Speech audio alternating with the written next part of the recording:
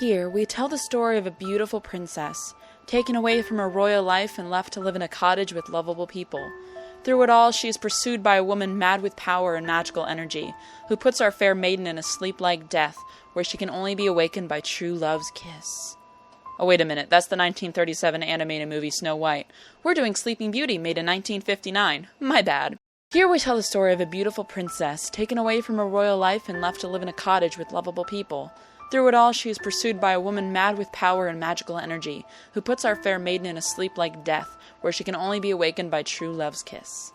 What an original concept. Salagadoola, metricaboola, bibbidi-bobbidi-boo.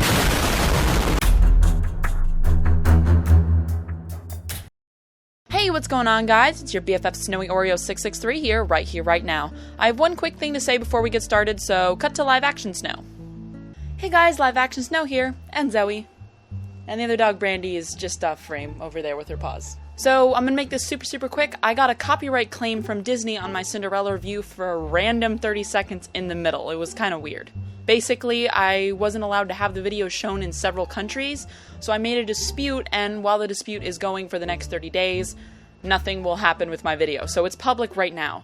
And by the time this video goes out, it might have been taken down. I don't know what's happened with it. But all I'm going to note is that if something happens like this in the future, then I'm just going to cut out the section that they say is wrong, and I'm going to put the word for word in the pinned comment or in the description. So if there's like a spot in one of my future uploads where there's just a random like little blip or whatever, then just check in the description or in the comments and I'll probably have written what was taken out. Sorry. And a treat for you guys. I'm going to let you see the cutie who's over there in the bed. Look at her. Oh, there's a cute Brandy. I've got a lot of animals. Hi, even later live action Snow. So like I said, the claim was settled, everything's fine with the video, that's great. The one thing I wanted to say really quickly before we got into anything was that this little animated character will no longer be in the video changing as much as it does. It has to be in the video mostly just because I can't get copyright striked if there's, something covering the frame. I know it's really stupid. But having it change as much as it does takes like 2 full days to edit in. Mostly just because I can't edit for the entire day. Sorry! So it'll continue like normal for the rest of this intro, but in the actual video of my synopsis and my rankings, it's going to move a lot less often. It's just going to mostly sit there. I know it's kind of in the way of the clips, but that's the only thing I can really do to try to avoid getting copy strikes. So please forgive me. Zoe forgives me. Don't lick me. Alright, so I'll let you guys get into the video, and bye! Sleeping Beauty bears a lot of resemblance to the first 2 princess films, including plot points and voice actors. Eleanor Audley returns as Maleficent. A wondrous future lies before you. Time for vicious practical jokes. And we even have the fairy godmother's actress come as Flora. Each of us the child may bless with a single gift. Your fairy godmother? Of course. This story is very popular, however, with Sleeping Beauty's castle being a landmark in Disneylands across the world, and even having her own walk-through attraction. The Dragon Maleficent is also a big showstopper, being the icon of phantasmic shows and an awesome animatronic. I even have a Sleeping Beauty diorama and a Maleficent Funko Pop. Aurora is also a fan-favorite princess, her pink dress standing out among others, and her golden hair tumbling down her shoulders. So this story must be pretty good to have so much publicity in pop culture, huh? Let's see. The movie opens with 1 minute and 47 seconds of opening credits, making it the longest credit sequence so far. I have a few people I want to point out here real quick. In the last film, Cinderella, along with Mary Blair, Claude Coates worked on color and styling. He was actually the one responsible for making the Snow White ride, so you can thank him for your continued nightmares. In Sleeping Beauty, meet Mark Davis. This man is a legendary worker for Disney, making iconic attractions like Haunted Mansion and the Enchanted Tiki Room come to life. And, ever as before, we have a book opening and reading. Oh, and of course, narration of reading. In a faraway land, long ago. There does need to be some commas in this book, though. We meet a king and queen who welcome a baby girl into the world, naming her Aurora after the dawn. They have a party planned for the kingdom to meet her, and the story begins on that most joyful day. On that joyful day. The art style is very sharp, reminiscent of a stained glass with bright colors and not many curved angles. Also, there's really only one song in this movie, which is Once Upon a Dream. There is music and lyrics, but it's not the same as a musical number, and I want to be as fair to this movie as I can. So at the castle that looks nothing like any of Sleeping Beauty's Disneyland castles, we meet King Stefan and his wife, Queen. Yeah, no name, but on IMDb she's called Queen Leia, or Leia, I don't know. Stefan meets his lifelong friend, King Hubert, and his son, Prince Philip. The kings are looking to unite their kingdoms, so their children are promised in marriage. Yeah, this is kinda historically accurate as to how things worked back then. The three good fairies, Flora, Fauna, and Merryweather, come to see the princess. I have no idea where they're from, why they're here, or how Stefan knows these guys, but sure, magic. The fairies tell Stefan that they will each bestow a single gift upon the princess, and they line up to do so. Flora gives her the gift of beauty, and a strange art sequence shows the magic being bestowed.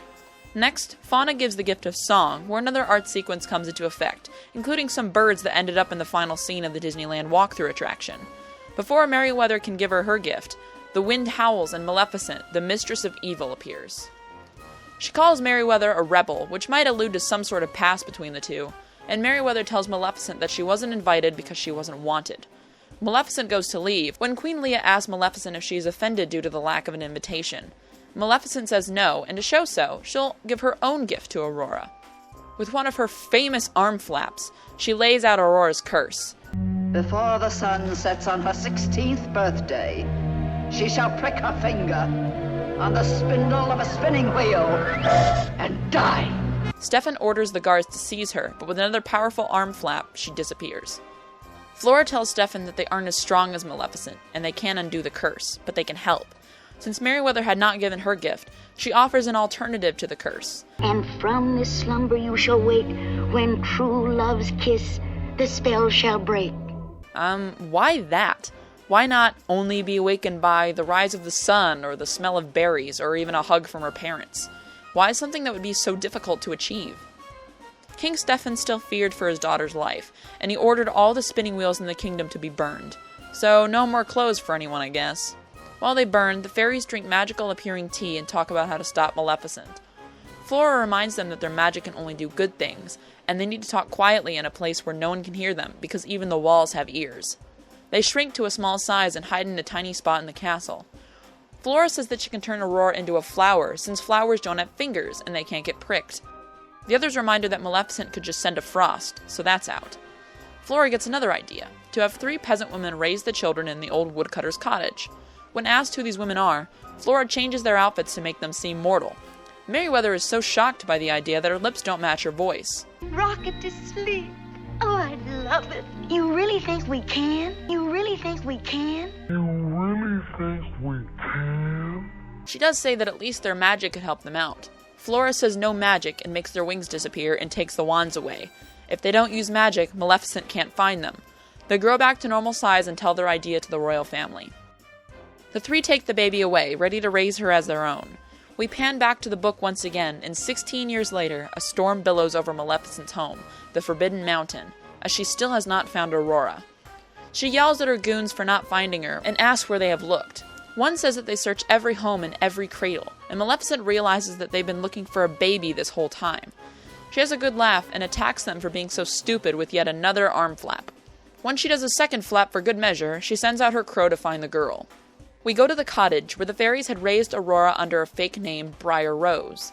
We get her first appearance on screen a whopping 18 minutes in, as she heads downstairs to see her aunties. They are planning a surprise for her, a cake and a dress. When she sees what they are up to, they send her outside to pick some berries, and warn her not to talk to strangers. Wait, they're sending her out alone on her birthday? Maleficent's curse was to happen before the sun sets, so that could be any time today. And Merryweather added the true love's kiss thing, so why haven't they been introducing her to every available bachelor in the kingdom? Briar Rose heads off, while the fairies try their best to make things. Fauna admits she's never cooked before, and Flora has never sewn.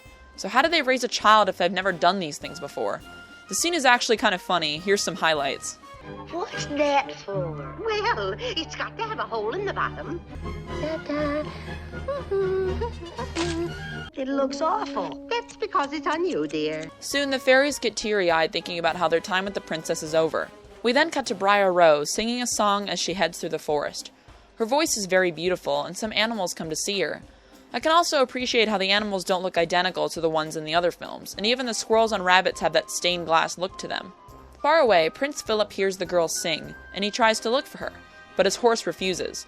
With some persuasion of carrots, they head off, only for Philip to fall and take away his promise. No carrots. Briar Rose tells her animal friends that she met someone, a prince in fact. She danced and talked with him, then she woke up, saying it was all a dream. But if a dream happens more than once, it's bound to come true. Well, in that case, a reoccurring nightmare that I had as a kid was being chased by a giant man-eating rabbit that wanted to eat me. I had this every time I watched Wallace and Gromit: Curse of the Were-Rabbit. So I guess that's bound to happen soon. Keep an eye out for that on the news. Briar Rose says that her aunties treat her like a child and won't let her meet anyone anyway. As she talks some more, the animals spot Philip's wet clothes hanging over a tree branch and hurry to grab them. Philip tells his horse that the voice was so pretty, it didn't feel human. Maybe it was some mysterious being, a wood sprite or Okay. The animals put on the prince's clothes and dance with Briar Rose as she sings her main song, Once Upon a Dream. Philip sees her and slips into the dance area, not letting go of a frightened Aurora's hand. He says that he's not a stranger and that they've met before, once upon a dream. Then they dance together and snuggle overlooking the castle in the distance. When Philip asks for her name, Briar Rose runs away, saying to meet her at the cottage tonight. Why is it that none of the princesses want to say their name? It's not hard. Hello, I am Briar Rose. And I am Prince Philip. Holy shit! You're Prince Philip? Yes, but I am promised to Princess Aurora. But she was taken away to live in the forest to be raised by 3 fairies, so that way she could be safe from a demon's curse. Holy shit! I'm being raised by 3 fairies! They never mentioned anything about a curse, though! Well, you still might be her. Do you want to go to the castle and get married? Of course I will! Yay! Yay! See, look, I did it for you. Back at the cottage, the fairies are failing miserably. The dress looks awful, and Flora made the cake without even putting it in the oven. Merryweather tells the others that it's time they use some magic, and the others agree. After plugging up all the holes in the home, Flora makes a beautiful pink dress, and Fauna helps bake some delicious cake, and Merryweather helps clean up the mess. She sees the dress as being made pink, and she turns it blue. Flora turns it back, only to have them shoot colors at each other, and some peeks out the chimney. Maleficent's crow sees the magic display and stays by to watch. The color war ends up mashing the dress into a colored mess, and Briar Rose is almost home. Flora quickly turns the dress pink again as they all hide, with Merryweather adjusting the color right before Briar Rose walks in. She's in love with their gifts and thanks her aunties for everything. When she begins to dance to tell them that she met someone, after seeing him once upon a dream, they spill the news to her. She has promised to Prince Philip that she is the Princess Aurora and they are taking her home tonight. She begins to cry since she doesn't know that the man was Philip. But wait, they're taking her back tonight? Why not after her birthday, so that Maleficent won't know where to look for her? Anyways, the crow hears everything and flies off to tell Maleficent. Another thing I didn't get, they said it was terrible that Briar Rose had fallen in love. But isn't that a good thing? If their plan fails, they need a person to kiss her to wake her up. Also, that little cry session in the wail of "No!" is the last time Aurora speaks in this movie. 39 minutes into this hour and 17-minute movie. Back at the castle, King Hubert is being a bumbling idiot. Maybe he's somehow related to the king from Cinderella. They look alike and live in France. Who knows? There, King Stefan and him talk about the arrival of the princess, while a minstrel brings some wine to drink. While they chat, he sneaks in a few sips of his own, and eventually drinking most of the bottle. The 2 kings celebrate the future union of their kingdom, and they sing a little drinking song. I decided not to count this as a side character song since it would easily be the worst one, and it's less than a minute long. Most of it is just them toasting, not really a song you'd have on a music playlist. The scene is unbelievably boring, and I really didn't want to watch this movie a second time to take notes. Here's a snippet of me in this scene recorded at about midnight.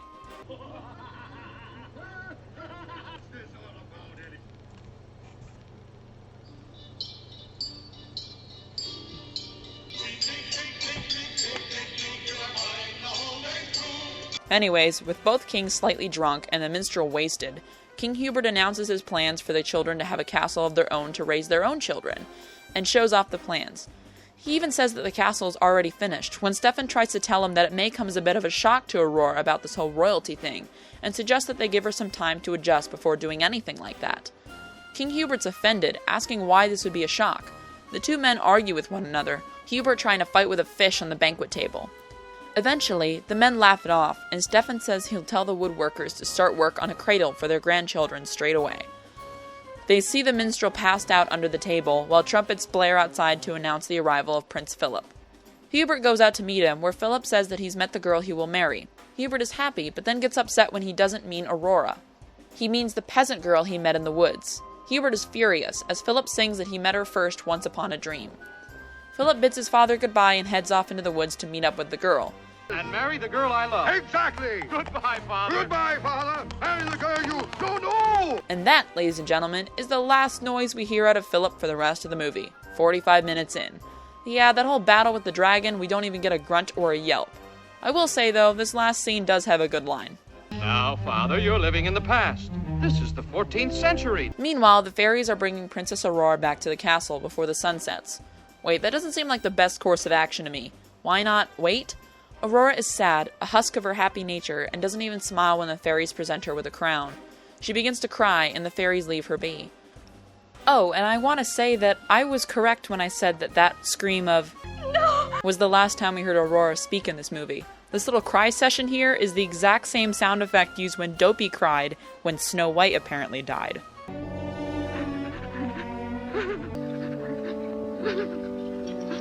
I did not edit that at all. But don't worry, fellow viewers, that's not the only sound effect they'll borrow from Snow White. While they go outside, some great orchestral music plays as Maleficent shows up in the fireplace. This is, without a doubt, the best scene in the movie. The music that blares along with the intense shadows and stone-faced Aurora gives off an amazingly spooky atmosphere. This is genuinely creepy. Aurora heads towards a green light as the wall behind the fireplace vanishes, and she heads inside. The fairies hear the noise and rush in, but the walls seal up right as they get there. As Aurora ascends the stairs, the fairies use their magic to open the door and run after her. Aurora reaches for the spindle, but starts to pull her hand away when Maleficent encourages her to touch it. Her finger pricks the spindle and she falls and f***ing dies. According to Maleficent, anyway. Maleficent vanishes just as the sun sets, making the fairies' plan pretty useless. King Hubert comes to talk to Stefan about Philip's refusal to marry Aurora, when Stefan stops him as he hears the kingdom celebrating the arrival of the princess. Unbeknownst to them, in a high tower, Aurora is fast asleep, while the fairies cry. Wait a minute, why are Fauna's eyes blue? Weren't they brown earlier? What the hell? Flora says that King Stefan won't find out about the sleeping princess, and the fairies will put the entire kingdom to sleep until Aurora awakens. The three fly around, putting everyone asleep until Flora hears Hubert say that Prince Philip met a peasant girl. She prods him for information until she hears the words "once upon a dream."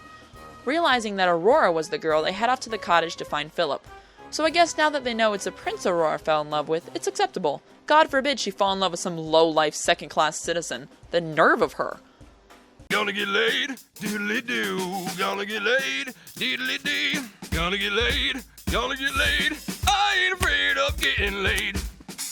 At the cottage, Philip heads on inside, only to get attacked and tied up by Maleficent's goons. She's surprised that it's a prince she caught, since she too thought it was a lowly peasant. She tells the goons to bring Philip carefully, as she has plans for him. The fairies arrive a bit too late, maybe because they were exchanging colors for a bit, and decide to head to the Forbidden Mountain to save the prince.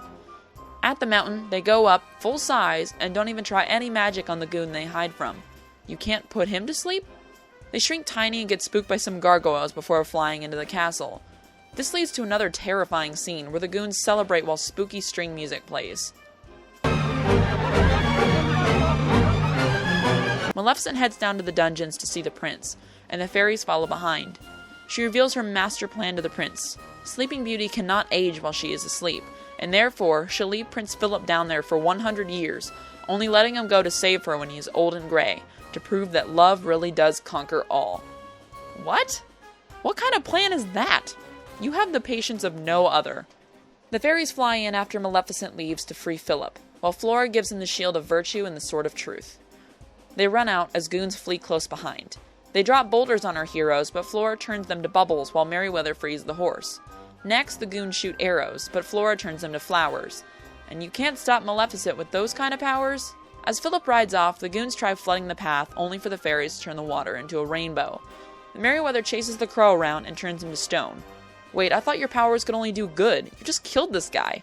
With her fifth arm flap of the movie, Maleficent sees Philip escape, and now tries to kill him. Guess that whole 100-year plan didn't seem important anymore. She creates a field of thorns to block his path, but with the sword and the fairies' help, he makes it through. Maleficent angrily gives another arm flap and flies over to him, and with yet another flap, says her infamous line. and all the powers of hell! And now she's a dragon. Great.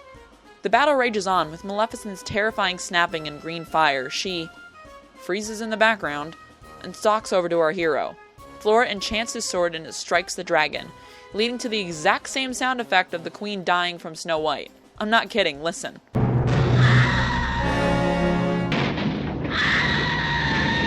With the evil of Maleficent being f***ing dead, Philip watches as the thorns vanish and he can claim his princess.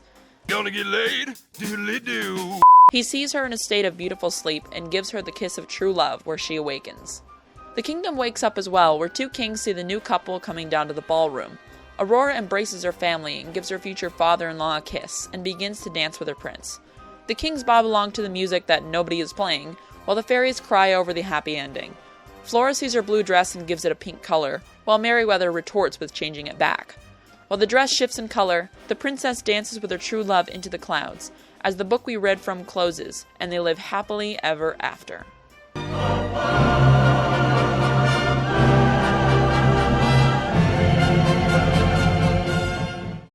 Oof, this was a hard one to get through. The script took me 2 days to write because I kept getting bored. Well, guess it's time to head to... Category 1, Best Princess. This should be easy. Aurora has only a handful of lines in her movie, and she does basically nothing to show for herself. I honestly don't think that she could have been labeled as a Disney princess if it wasn't for the castle in Disneyland. She's bland, boring, and uninteresting. To her credit though, she's not a jerk. She's kind, sweet, and I would most likely cry like that after finding out that my whole family and my guardians were a lie. I can't get mad at her, but I can't like her enough to put her up high. With someone like Snow White, you have a clear understanding of her personality. Thorough, likes to follow orders and manners, dreamy, and jolly. With Aurora, I can't really tell you anything. Aurora is the literal definition of a damsel in distress, and for that, she'll be in last place for now. But I promise you, she won't be there for long. Category 2, Best Love Interest. Philip has much more screen time than any of the other princes, and while he still looks like a carbon copy, he's more expressive and actually has a personality? What a shock! It is strange that he stopped talking halfway through, but whatever. What other prince before him has battled a freaking dragon? This was the bravest thing ever. While I still wish there was more time to him, the fighting a dragon for his girl does put him a bit higher than the others. He needs to work on his flirting though. Let go. Let go of her hand. Now. Hey. Now. Thank you. I like this guy. He seems nice, and if you would just, let her go. There you are. No, walk away. Stop. Don't touch the child. She's 16. Who's touching the child? Don't touch the child! Don't touch the child! Anyways, he's pretty good. He gets the #1 spot for now. Category 3, Best Side Characters. So of course, the animals do nothing in this movie, so they don't help the case. The royalty is just as awful as Cinderella, but at least in Cinderella, it was so over the top and chaotic that it was slightly enjoyable. I was bored out of my skull in these royalty scenes. To any credit, King Stefan isn't a moron, and he actually seems like he could logically rule over a kingdom. What about the fairies? Well, they're pretty good. They definitely have a dwarf-like feel to them, but you can tell they do genuinely care for Aurora. I just wish they weren't so stupid. No, not like with the cake or the dress. I mean with their whole plan. Why take the girl away as a baby? Why not lock her in a tiny cell far away from the castle just for one day on her 16th birthday? Why not have her meet up with her prince earlier so that way they could fall in love? That way you'd have someone handy to use in case the curse happens. Why not put this goon to sleep? Why not turn Maleficent into stone? Why let Aurora wander alone on her birthday? There's so many dumb things that these ladies do that they aren't the best Disney has to offer. At the very least, they're funny, have distinct personalities, and are loving and kind to the person they are caring for. And best of all, their voices aren't high-pitched and sped up. Oh, what a joy today is! Put them at #2, just below the dwarves. I'm so happy that I could cry! Category 4, Best Villain. I was tempted to put Maleficent at #1, but something stopped me. I'll give it that Maleficent is the scariest out of almost any Disney villain ever made, except maybe Chernabog or the Horned King, and her strong desire to see her plan through is great. Her design is incredible, voice acting is spot on, and her pettiness rivals Taylor Swift. But what pulls her down below Lady Tremaine is her motivation. What is it? She's not invited to the party, big whoop. Why curse this infant and be willing to wait over 100 years to see the plan through? Hell, she thought the prick would kill Aurora until Merryweather changed it. What was the goal there? If it's just to be an asshole, why go through the effort of deploying bunches of minions to search for her and turn yourself into a freaking dragon? Is it really that worth it? And don't give me the whole Stefan cut off her wings bullshit. I'm not looking into the Maleficent live-action movie. That one sucked. Whoop-de-doo. Big surprise. I don't think that these movies follow the same plot, and I don't think that that was in Disney's mind when he made this beast. And I guess I'll talk about the other villains. The goons are well designed, and I can admit they are a bit scary, especially when they move so quickly and they lose any bit of human-like quality they once had. The Crow is a nice addition. Its animation gives it a good creep factor. I like it. So for her design alone, I'm putting Maleficent and her crew at number 2. Category 5, Best Princess Song. Okay, I guess I have to admit this now. When I was a kid, Aurora was my favorite princess, and I'd sing this song a lot. Take a look at that. That's me at age whatever, and that's my Halloween costume. I was Princess Aurora, and I loved that costume. I did not want to take it off. Moving on. I like the ballet-like feel to this song, and it's a cute number, and I enjoy the touch of her dancing with a fake prince, which, be honest, every little girl did when they were young. The message is kinda creepy, but it's more catchy than Cinderella's, and it has more choreography, and more things to look at than just a bunch of stone mice and birds. Unlike Whistle While You Work, it doesn't reveal anything about our girl, but it's still cute, so it'll go at number 2. Category 6, Best Villain Song. Next episode! Category 7, Best Side Character Song. Like I said, I'm not counting the drinking song or the hail song in this movie as the side character song. I guess I should clarify. A side character musical number is something that makes more sense. It reveals something to the audience. I'll only make one exception to this rule, but we aren't there yet. Am I being inconsistent? Yes. Category 8, Best Believable Romance. I struggled with this one a lot. While I don't like how creepy Philip can be, at least he does have some conversation with Aurora. One thing I do like is how he understands some of Aurora when he starts to talk to her. He reuses her song to talk, which shows a basic understanding of human interaction. Complete with that little snuggle before Aurora runs away, and I'd put this above Dancing But Not Speaking.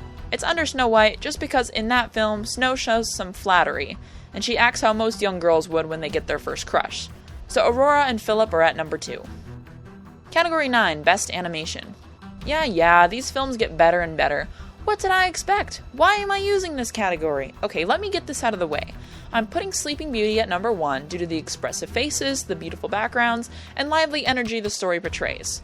But these first 3 films in what I call the Walt Disney era of princess movies are all a bit apart from each other when animation was in its very early stages.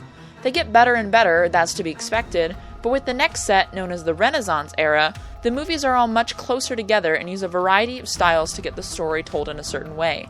So while yes, for the first 4 movies, you can expect them to get better and better with animation, but in the Renaissance era, we see this list start to mix a bit. So Sleeping Beauty is ahead, cause let's be honest, Aurora is better animated than any of the other princesses so far. Do you know why?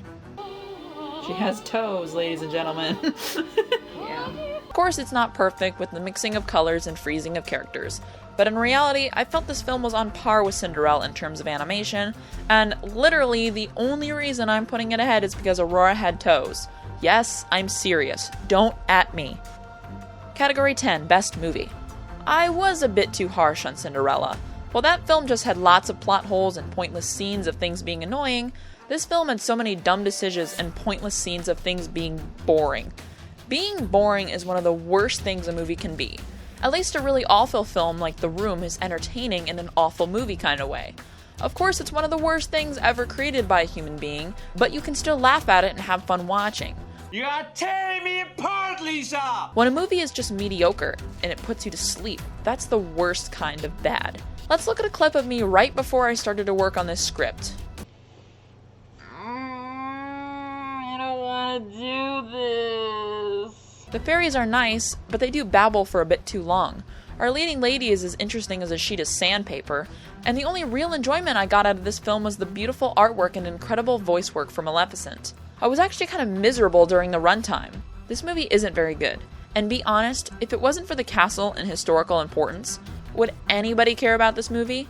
Yes. No, they wouldn't. Shut up, Henry. No one asked you.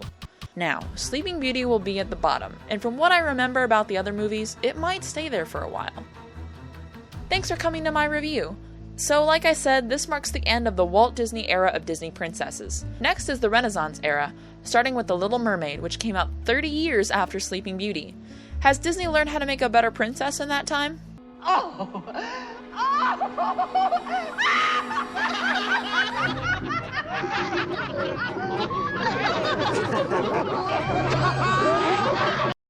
Yeah, I don't think so.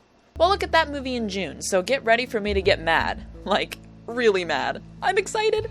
Time to tear into this fish lady once and for all. See you then, and remember, don't touch the child. You are touching the child! No!